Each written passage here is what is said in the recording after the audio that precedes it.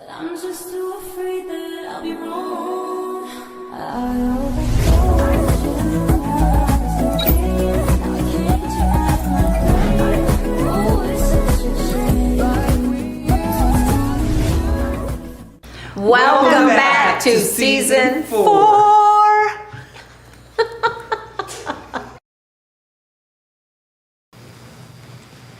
Hello, welcome back to Colorful Voices of Sisterhood. I am Raquel Painter, one of the co-hosts. With me, we have Fatia, Agnes, and Diana, and you'll see us here on the set.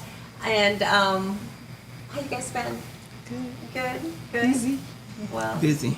too busy. Yeah. Yeah. The word of every day. Oh my busy. gosh. Yeah. Well, just think of all the moms that got those kids going back to school right now. When you think of all the changes that they have to go through for that. You know, the kids want to have the latest clothes and the shoes and, you know, have all the school supplies. It's costly. Very costly. It is costly to send kids to school these days. Entering a whole new season. Yes. There's a lot of back to school drives though that's going on. That's You gonna guys be able to giving help a lot United of Way other on parents. the 16th, Get Stuff the United bus. Way. United Stuff the Way, bus.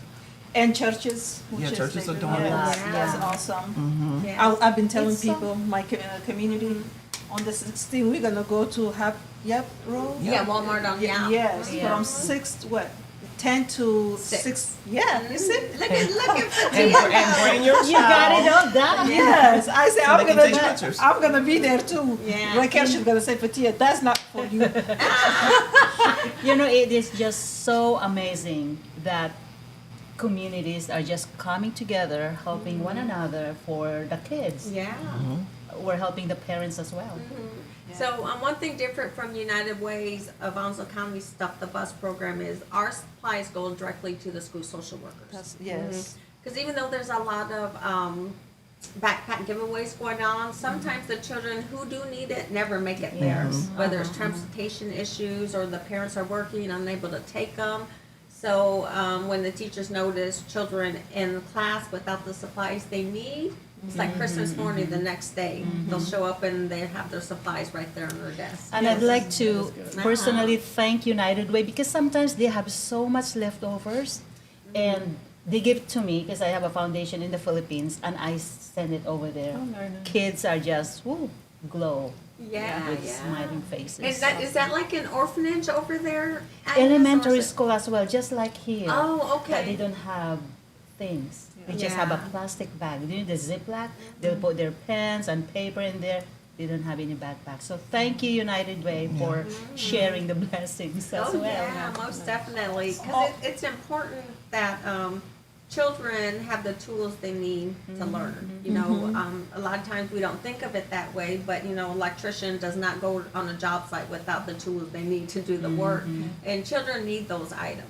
And a lot of times, you know, if you got 4 kids, for example, having to purchase all that stuff at one time is costly Yes. for a family that's barely making it every payday. And confidence as well, Yes. giving them the confidence that they need to show up and be prepared. Oh, yeah, yeah. Also extra, like if you want to take it to school, like I do every year, like when I buy for Amir, I buy extra, I give it to the teacher. Oh, yeah. They give, the same thing they do for Amir, if something is missing, they give it to Amir, like the teacher, we have it, we can, you know, that's nice. If you have any extra you want to donate to school, that would be great, it Oh, helps yeah. a lot. Help the And teachers. volunteer Teachers, your time. yes.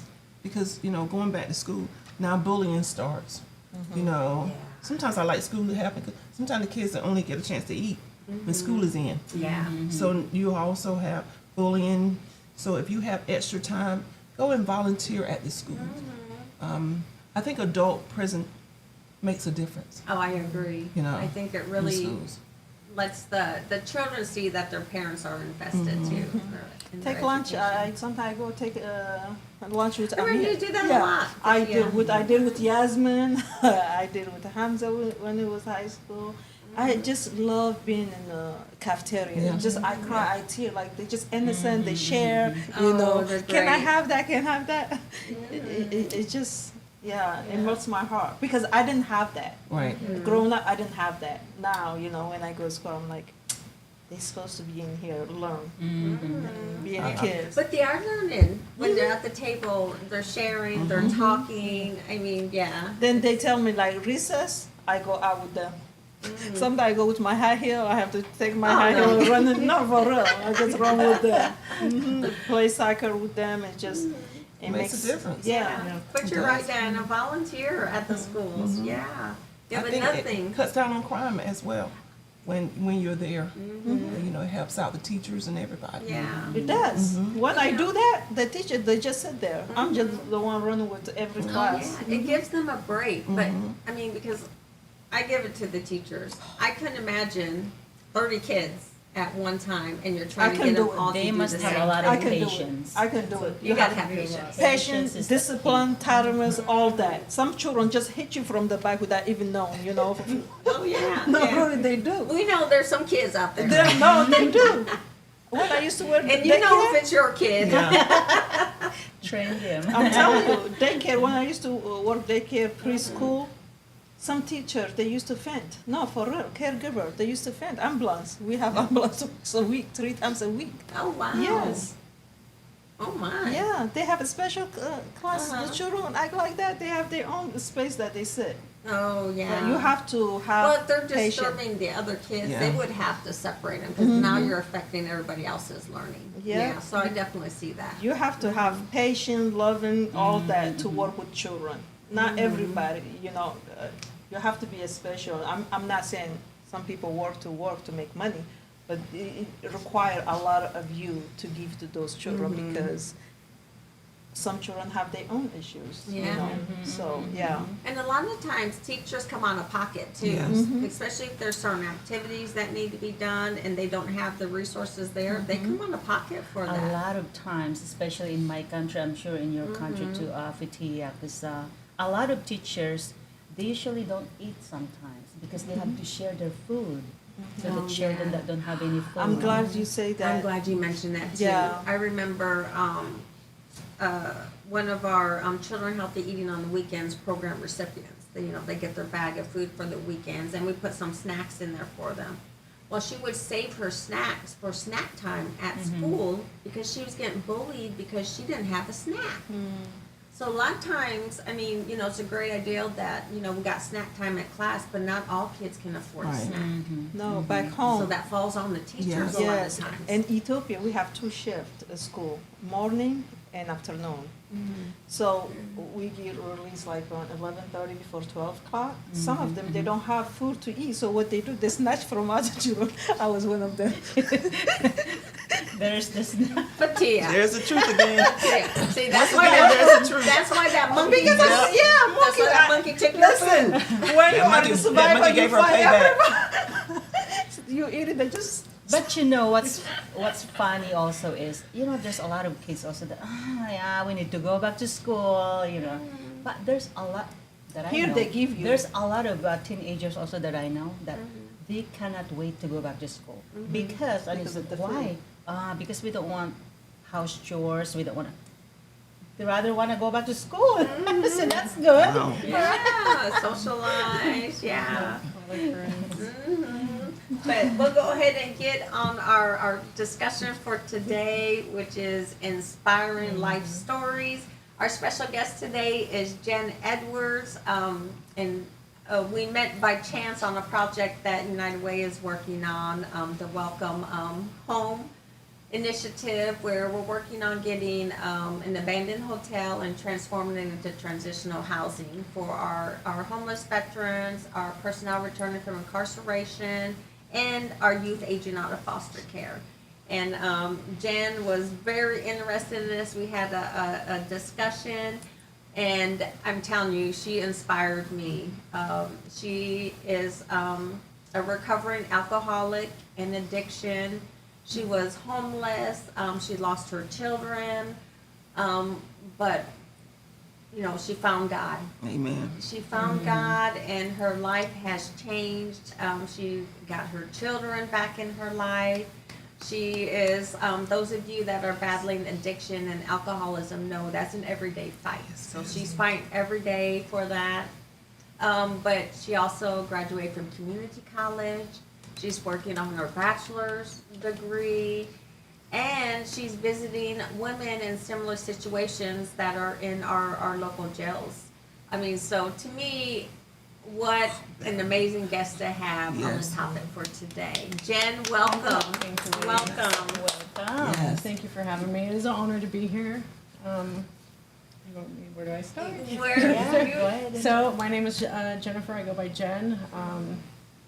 June 18th, I celebrated for the first time in my early teenage years 7 years free from alcoholism. and Yay. addiction. So that Wow. has been, my life is completely different. There's nothing about me that is the same. I grew up in alcoholism and addiction. I grew up in California. We had I have an older brother and a younger sister. I grew up with my mother and her boyfriend. There was a lot of using and So a are lot the of alcoholism and siblings, addiction. siblings also battling My addiction sister, and? my sister is currently she's in California. She's battling with addiction, and my brother he drinks. Yeah. My mother is in addiction. My father passed from addiction. There was a lot of addiction and alcoholism. It was pretty much what I knew. There was a lot of things that happened at So a it was very young normal for age. you? It was normal for me, and I didn't really know much different. I learned that in sobriety, just like in alcoholism, I tend to do things 10 times worse and 10 times harder and heavier. Just like in recovery, I programmed and I did my recovery 10 times hard and 10 times heavier. It's just Just how you're wired. yeah, just how I'm wired. It's bad and it's good. So some things happened. I watched my father overdose at the age of 13. I remember being grounded for smoking marijuana, and he was going to take me to an AA meeting, and it's the first time I ever heard of AA, and he said, let me use the restroom first, and he was in the bathroom for such a long time. And I was laying there with my little sister, and we were going to pretend we were asleep, and he was taking so long, and he came out and he sat at the end of the bed and he overdosed right there. And Oh my. I remember going and getting my grandma. I was living with him for a while because my mom and her boyfriend, there was always a lot of fighting and just different things going on there. But I ran in and got my grandma, and I was on the phone with the ambulance, and the ambulance were like, whatever you do, don't touch him. And my grandma's dragging his stiff body from room to room and smacking him, trying to. So I handed her the phone as I'm holding. They gave me direction to hold his neck up and so that he can get oxygen. And I just remember holding his head up and his face was purple, and I just see this life. The oxygen starts coming back to him, and ambulance came and they shot him in the heart with the whatever that is that wakes him Narcan up, or and whatever, yeah. he woke up, and then they had me go in the bathroom where I found his needle and his spoon and his heroin and stuff. And is all I remember thinking. It was so fast, but I just remember thinking, I'm never going to stick a needle in my arm. And that was that. And I There was think that's never one no- thing. I think that's one thing we as adults, no child wants to say, I'm gonna grow up and be a drug addict, or I'm gonna grow up and be a thief, or I'm gonna grow up, Yeah. that's not a child's dream at that No. point, I just knew after seeing that and putting it with that, the first time I'd ever experienced that was never going to be in my life. Yeah. Before that happened, Jen, did you know he was an addict? I always remember talking to him on the phone, and I can always, and to this day, with my sister and other people, I can tell in their voice, even over the phone, when somebody's under the influence of opiates or heroin or something. And I always remember talking to him on the phone, and I could tell it in his voice that he was high. And then going and seeing him, he was nodding off a lot, and I knew that's what he reminded me of. Just like my mom, she would go through days of like sleeping and being awake, and like I could tell the difference in attitudes. Does it also change the color of their eyes? Sometimes it's red, right? When they're high, their eyes are Their red. pupils are Like dilated, dilated. but it was a lot of not just nodding off, Yeah. cigarettes in their hands, nodding off and stuff. Oh, But wow. I never went through any emotions with that. It all happened so fast. I went and I ended up moving back with my mom, and that was it. It was just my mom. Her and her boyfriend had a very toxic relationship. It was a lot of fighting, a lot of just And was he an addict chaos, too? and he was an addict as Okay. well. So I went to the hospital. I grew up feeling like I was misplaced so much, just uncomfortable in my own skin. Like I didn't belong here. I didn't know why I was here or why you were here. Yeah. I just felt so misplaced, and I spent some time in the hospital, not wanting to live at a very about 12 and 13. Oh my. Yeah. When I got out of there, my mom's boyfriend had left, wrote her a letter and left her, and I think my mom had a bit of freedom from that. She ended up, she'd go to the bars and stuff, and it was just more chaos, right? More chaos, more relationships, coming home completely intoxicated, and just, there was a lot of just chaos, a lot of unbalanced emotions, and that's, in my alcoholism and addiction, that's exactly how I was, but 10 times worse. It was high highs, low lows. I was always told that I had depression and anxiety, that it ran in my family, and all of these things, and I went through my life like that, under the influence from about 12 or 13. After my father overdosed and I went to the hospital and all of that, I dropped out of high school and I just kind of left. I met somebody who I ended up marrying at 15, and I felt like that was my ticket out. And not realizing He was that just trying to find that Yes. that my Prince way in out. shining armor to sweep you away. Yeah, but I'm not realizing that I went after the same taste of like my mom's boyfriend and what I was with. So he was an addiction, an alcoholism, and it just went downhill from there. It spiraled. We lived together in a trailer park, and at the age of 16, and I drove down this road last time I was in California, and it just looks like a place where a bomb hit. I'm like, I just can't believe that I was 15 and 16 living in this Living here, place. yeah. My So father, how old was he then? he was 21. He was And how I ended up marrying him is we were living together, and my aunts, my father's sister, came over and shot him in my trailer, right while we were sitting next to Shot him. him? Why? Why? Why she With a shot gun. him? Why? I'm not, and I don't know. I don't really know what the story is behind that, and I wished I knew. I don't know what they were fighting over, but he was staying at my house and he was trying to get off of heroin. And she came over and she asked for Bill Edwards, and I thought that was weird. I'm like, you mean my dad? You mean your brother? And she came in and she shot him with her boyfriend at the time was a cop. She shot him with his gun, went and turned herself into a lawyer, and district attorney started getting involved, and then they started questioning, why is this 15-year-old girl or 16-year-old girl living with this 21-year-old man, you know? And as in my state of mind, my next best thing was we have to get married. Yeah. So my dad, he survived that. The bullet lodged a bit above his chest and right next to his heart. They left it there. It went through his hand and into his chest.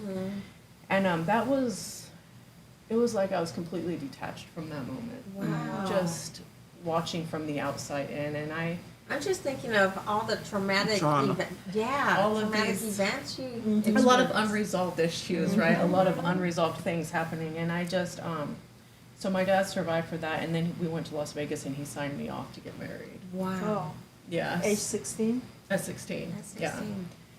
We got married, and at 18, I was trying to get my GED, and the teacher told me about the California Conservation Corps, and I thought that sounded amazing. I left that man when I was 18, and I went to the California Conservation Corps, and that was the best experience Yeah. ever. So what is that? I loved it. You go out in the mountains and you do restoration project. We planted so many trees. We did salmon restoration where we took salmon up through all of these like bamboo fields and released them at the top so they could do work in the creeks at the bottom. I mean, it was just paradise. Yeah. And it's for kids ages 16 to 23. And you go and you work and you live in like dorms. Yeah. And you work on your GED or your driver's license or your school or whatever you want to do. It was the best experience. I absolutely loved it. I was kicked out of there for drinking, unfortunately. Yeah. I really was So did you upset. drink and before you went to that, or was this something you picked up there? No, it was before. Before, Shortly after I saw, about 13, I started drinking and using. So I went there when I was 18, and I was kicked out for drinking, and it just continues to go. You know, I've always carried alcohol with me. Alcohol to me has been my everything. You know, it's been my solution to everything. I've Yeah. celebrated with it. I've mourned with it. I've used it to get through hard times, feeling situations of uncomfortable. I mean, just alcohol was everything to me. We did not. I didn't have a relationship with God. We never. I didn't know about this amazing, powerful God. You know, that could completely take everything from me and give me all of the gifts of peace and joy and all of these things. And when did you find God? At the age of 37. 37. So so from 18 to 37, it was just toxic relationships. All my relationships were involved alcohol and addiction we had in common. I have 2 beautiful children. I had lost my kids. I had spiraled downhill. I was in relationships and where I stabbed myself in the arm, and I would go to the hospital. I went to the hospital to get stitches, and there was many times where God tried. I see God's presence in my life. So is that the time? Like God is always with me, but I just didn't acknowledge it. Yeah. So is that the time when you were 37 that you finally thought, okay, this is it. I need to get back up. This is it. I had lost my kids. I was homeless. I had been in just relationships, just toxic relationships. My drinking had put me in a spiritual hell. I went to jail. I went to jail for public intoxication, and I had my kids with me. They took my kids. I was in there for 30 days, and I never went to jail a lot. I was never really somebody that like broke the law. I just had a bad drinking problem. They held me in there for 30 days, and in that 30 days, that's the longest they detoxed me, and I felt like I was on top of the world. I'd been sober for 30 days. I got out. I had all these plans. Everything was good, and I got out, and I didn't even realize about alcoholism at that point. I hadn't been introduced. I didn't know what controlled drinking was or anything. The second I got out, I got an Uber, and I stopped by the liquor store and got a pint of vodka, and I drank it on my way to my sister's, and that was the worst mistake ever. It opened up a hell in my mind. There is hell on earth. It was a spiritual hell. I drank a huge hole inside of me. I later learned through our program that it's referred to as a God-sized hole. I cried out and I asked for help on June 17th of 2018. And I hear about all of my story a lot in the Bible, about crying out and asking for help. Psalm 34:17 and Psalm 50:15 highlight God's willingness to respond to those who seek Him in trouble. And I prayed to God to help me, to take this from me. I had a spiritual awakening, and I went to the hospital, and I got out a couple days later, and my behavioral health counselor said, whatever happened to you the other night, I'm not quite sure, but it has funded you to go into a women's home. And it's What made you to get to say, you know what, is enough is enough? You know, they say that you have to get to bottom, like to say, you know what, I'm Hit rock done. bottom. I need help. What get you to that point? What was like for you to say, I have to turn my life around? my kids were taken. My kids were taken from me. Restraining orders were in effect. My kids were taken, and they were given to my family, and I just couldn't. I couldn't believe that, and I couldn't stand it. My heart was broken. My heart was so broken. And like I said, there was a spiritual hell. I know that I was detoxing and withdrawing. I was in so much fear. I was running from things that probably weren't even there. You know, I was in a spiritual hell, and I just begged for help. I wanted to die. But I could not leave my kids. Yeah. I didn't know what to do. I knew I couldn't continue drinking, and I did not know what sobriety would look like. Yeah. I didn't know how to get there. And Jen, I think I would say that's understandable, but any kinds of addiction, they cannot go straight. They do this Oh yeah. until very high highs When and it's low enough, lows. it's enough. Yeah. Alcohol is, they say alcohol is worse than the drugs, right? They say really, alcohol is worse than the drugs because they say to even overcome, alcohol has more, like it requires more of you. I think Then- addiction altogether, whether it's persons addicted to gambling or alcohol, Yeah. I think it's the addiction for the person. Yeah, no, It's they something say, they they gotta say like overcome. even alcohol is more. Medically, medically is detoxing is very, very yes. Oh, okay, They say, detoxing. yeah, alcohol is really like, you have to have a strong will to say, I'm done alcohol, like people thinking go back because they smile and, you know. Well, it's Yeah. everywhere. So I don't, and I mean, I don't remember really my first several days sober. I remember my last days drinking, and that's a gift. That is a gift, because I will tell you that alcohol also never leaves my mind. It is there. It is there with me. On bad days, I mean, it's always going through, and I'm very blessed that I had many strong women in recovery in my life. A sponsor that told me, Jen, alcohol's in the background doing push-ups. Did you ever, Waiting for Did you you. ever Yeah. thought that, Wow. okay, stay away from me, I am more stronger than you are? Yeah, I mean, there's days Sometimes it's you always, have to talk to yourself. Yeah. you have Yeah, days to where talk you're to like, you know, yourself, really. a drink sounds really good. Mhm. But then, like I said, I remember my last few days drinking, and that is a gift that I've been given. I don't remember my first few days sober, but my last days drinking, yes. Yeah, you have to be like, you have to be your own cheerleader. Yeah, the woman, the house mom of the woman's home, she, like I said, I don't remember that. She said I was very shaky, though, what we're talking about, the coming off of alcohol and the medical detoxing, that it can be Yeah. very dangerous, but, yeah, it was, it's like I was on autopilot. Yeah. And I know that God does for us what we cannot do for ourselves. So what is your, what are you most proud of in your journey so far? My sobriety, my relationship with God, my kids. Nice. And God how old has are your kids shared. now, Jen? They're now 15 and 20. Oh, I okay. will. Okay. I've had so many God moments, and I will tell you. When I was in this woman's home, I would go and I would see my daughter, and there are so many days where I was thinking, what am I doing? Like, I have bad credit. I don't have a job. I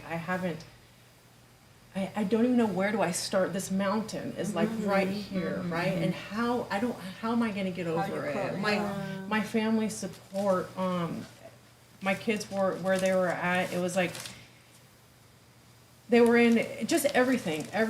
It just seemed like so much. I had to get a place. I have to have, a job. I have to And have a it's all at deposit. I have to once. have all of these things. I have to have good credit. Who's gonna have to do a credit check? I mean, I have to make enough money to get a place, and it's just, there was so much. And I've had so many days to where I just felt like, what am I even doing? Who am I fooling? I cannot do this. And I So went you to go. doubted yourself. I doubted myself many times, and every time I doubted myself, God showed up, and I was. And now just, you know. Now you see God him. showed up, and I was just forming and building this relationship with this strong, loving universe, that I've never known before. But I was questioning, like, what am I even doing? And I go, and I walk. My mom's is around the corner from the women's home, so I walk over there, and I walk over there to see my kids. And my daughter, I think she was 5 or 6 at the time, and I know that they're not talking about God in my mom's house or all of these things. So, but God must have put it on her heart to make this for me, and she comes running down, and she just looks like a glitter ball. Her face is just lit up, and she's like, Mom, I made something for you. And I could just see her swaying this piece of paper in her hand. And I was like, look, I was just so in awe by like looking at this just glowing ball, and she gives me this. And it's not even spelled right. It says faith in Jesus. Oh my And I goodness. just like looked at her and I thought, thank you, God. Wow. Like, this That is makes what I'm me doing. cry. This is what I'm doing. Yeah. And it was, Oh my goodness. God shows up, and when later on when we go through life and we move here, I learned certain things that were happening and certain things that happened to her and all of this chaos in her little bitty It's life. truly the Lord works in a She- mysterious way. God had put it on her heart to make this for Wow. me, and I just Because It God is knew you incredible. needed it at Yeah. that Yeah. moment. He knew I needed it, and he knew how to get my attention. Yeah. He got my attention. I didn't see He this came at through first, to but your he got my daughter. attention by taking my attention. He got my attention by every time I see your him. kid, Yeah. yeah.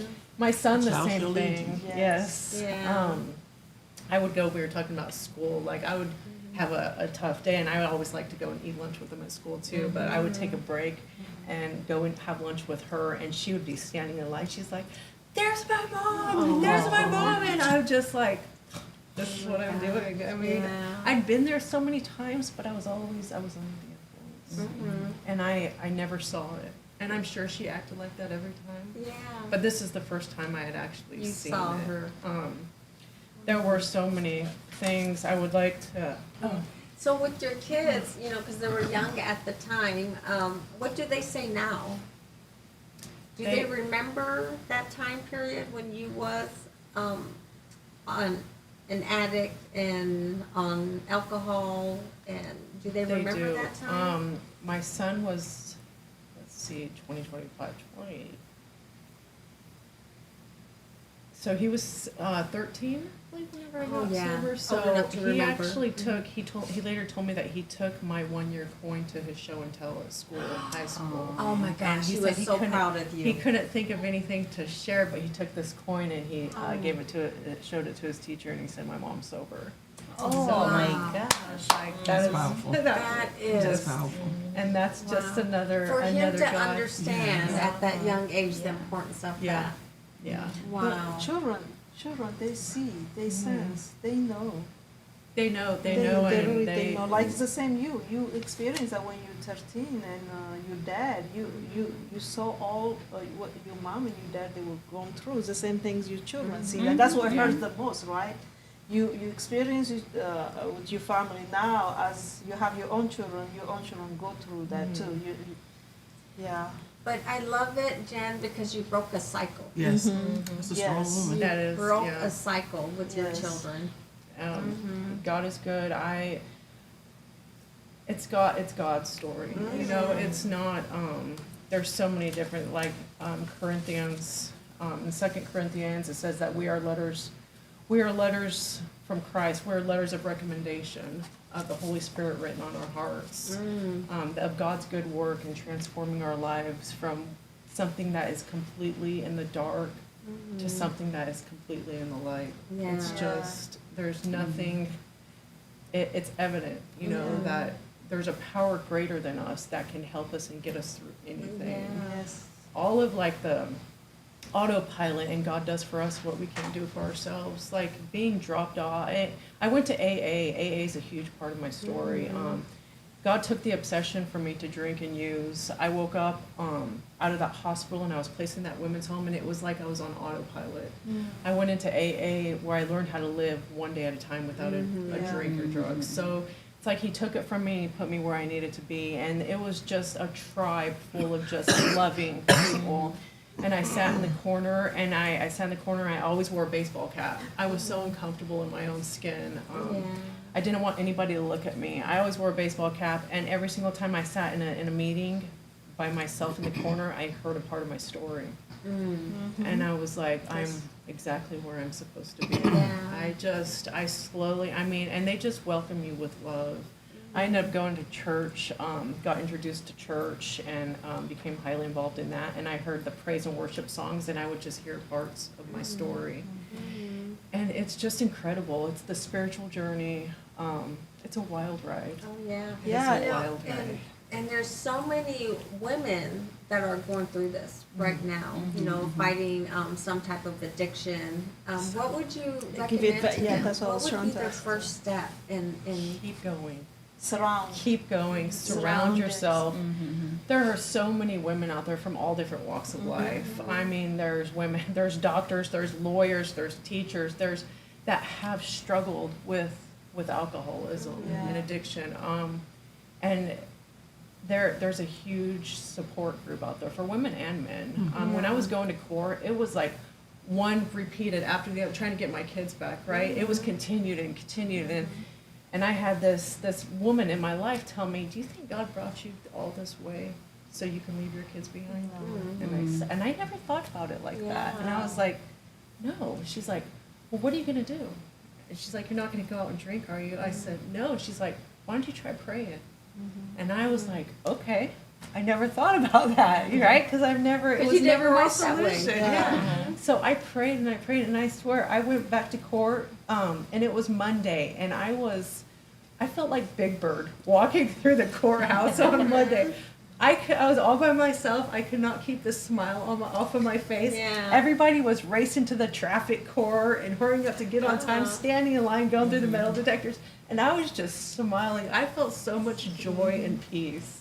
Like It's the God had this power of in the prayer, control. yeah. And it was, He was this waiting is for what, you. yeah, you get lessons, right? And you'll get them Yeah. until you get them. I prayed and I accepted the fact that, yeah, my drinking brought me here. That's why I'm here. And The and that's power right. of prayer, Jen. Yeah, that's right. And it was just my kid. I ended up, that got continued, and I got my kids. They were given back to me at the Oh, next wow. 4 days. So. Something important you said was, you say so many things, but you say accepting, like when you surround, when you say, you know what, I cannot do this alone.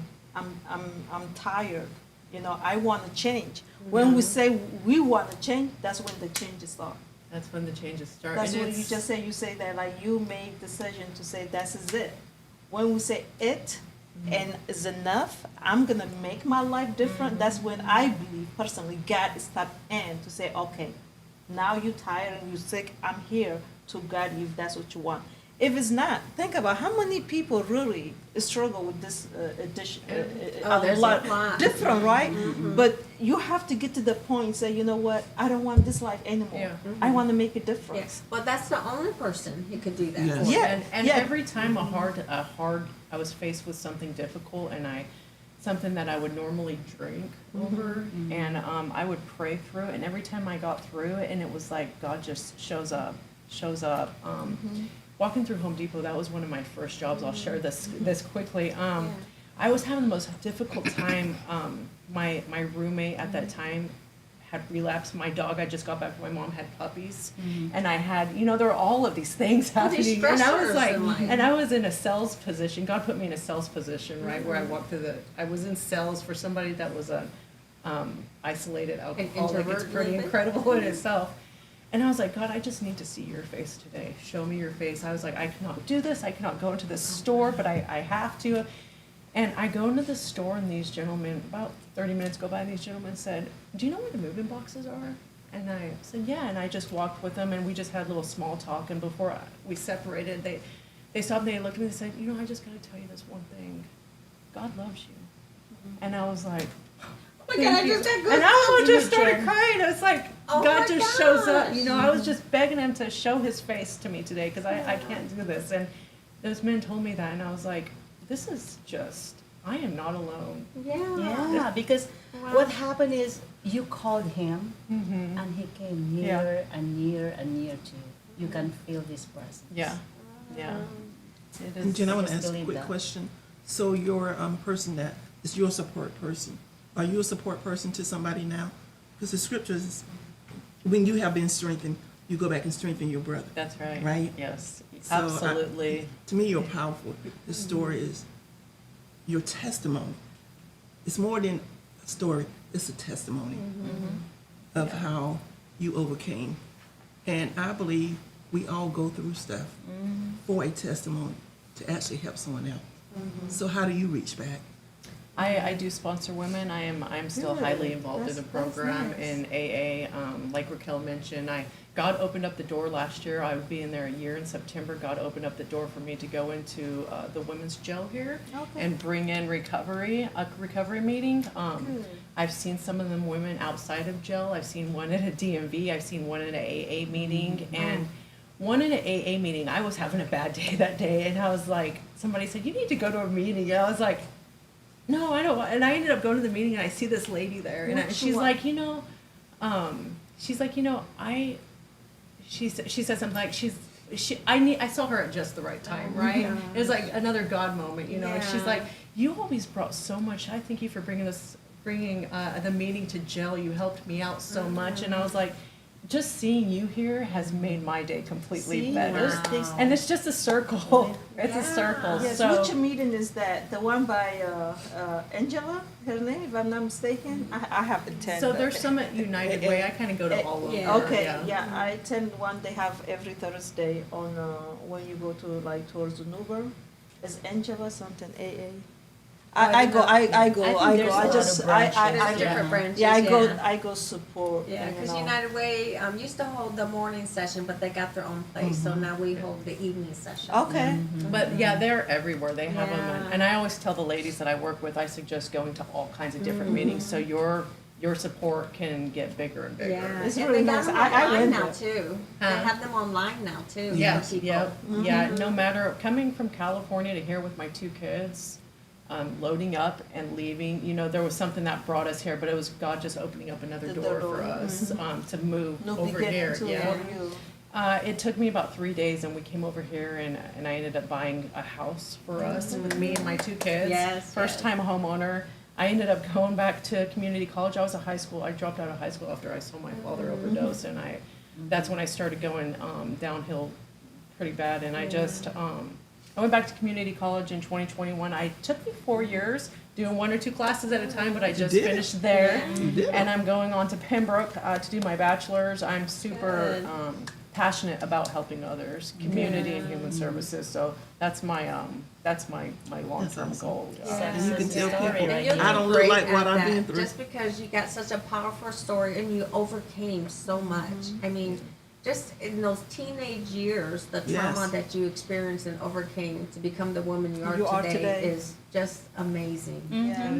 So that program still exists, the one you said when you were 18? I heard about The for. conservation corps? Yes, yeah. it still exists? Yeah, They have here in conservation Jacksonville? corps. That's the North Carolina? California conservation, but they have Okay. Job Corps. My son is Yeah, we actually got doing the Job Job Corps. Corps. He's Oh, they doing the do Job here? Corps program. Yeah. Yeah. Well, my son's friend went to the job course. She did it up in Raleigh. She went to Raleigh for hers. Yeah. Okay, they said they help you with college if you want to go college? Peace Corps. They have Yes. Peace Corps. Yeah, Peace Corps is a Yeah. good one. Ah, Yeah, Yeah, that's there's good. a lot of opportunity. My son's doing a welding program in the Job Corps right now. Okay. That's awesome. So that's been a huge for him because he wasn't quite sure what he wanted to do. You see, Yeah. there are resources if you want to change your life. If you really like, There there are. are resources. You have to want it. You have to say, you know what, this is not for me. I tried, it did not work for me, you know. And The that's biggest what makes you who thing- you are today. The biggest thing was getting alcohol and drugs out of my system. Yeah. Yeah. To be completely rid, and that was all God's doing. We definitely restored. That was all God's Yeah. doing. So when that you was- when you're cleansing yourself, I know there's a lot of Detox. withdrawals and that type of stuff. So was you in a facility to do that, or did you go through that on your own? I went through that. I was in the hospital for a couple of days. Okay. I woke up a couple days later out of the hospital, and that's Mm-hmm. whenever I had my behavioral health counselor contact me and said, funding has been activated for me to go into a women's home. But I still, like I said, the house mom said, I was still very shaky and very just. Yeah. They say I know. withdrawal, they say it's worse than drugs, Yeah. for alcohol. In jail, I was detox. They helped me medically detox in jail. Yeah. And it takes time. Yeah. It Look, does, yeah. I Success know story. my dad was an alcoholic. And shame on me, back then I enabled it because I didn't want to see him shaken. Yeah. You know, he would shake so much when he's trying to read the paper and he just couldn't. Then back then we could just go down to the local Anybody store and buy him Beer. a 40 or whatever and take it home to him. Now I know that's an enabler, which as an adult I could see I probably shouldn't have done that. But you know, when I'm a 12-year-old child, I Right. just want my dad to be better. Yeah. You know. Are you sure I he share- doesn't have a Parkinson disease? Yeah. I share it was with alcohol. the trust ladies me. in jail. I share with them. There's a lot of how do you do this, and you go back. You get out of jail and you go back to the same situation, the same cycles. So there has to be, like you talked about the transitional home. There has to be somewhere to go for you Yeah. to start fresh. But I do tell them the only thing that's in between me and my next dream is God, and that's it. Nobody can take that. And as long as I stay spiritually connected and in prayer and spiritually connected, there's nothing that could stop me from doing anything. Oh my gosh, well, that was That's well powerful. said, Jen. Thank you for your inspiring Yes, story, yes. and I hope a lot of our Viewer. viewers are out Viewers, there listening, and there's resources out there for you. Please reach out and get the help you need. And thank you so much for joining us today, and we hope you were able to take something valuable from our discussion. Please like and share, and we will see you again in 2 weeks. Our next topic is leadership from within. Ooh, sounds good. That's very Thank inspiring. you. Thank you. You don't look like you went No.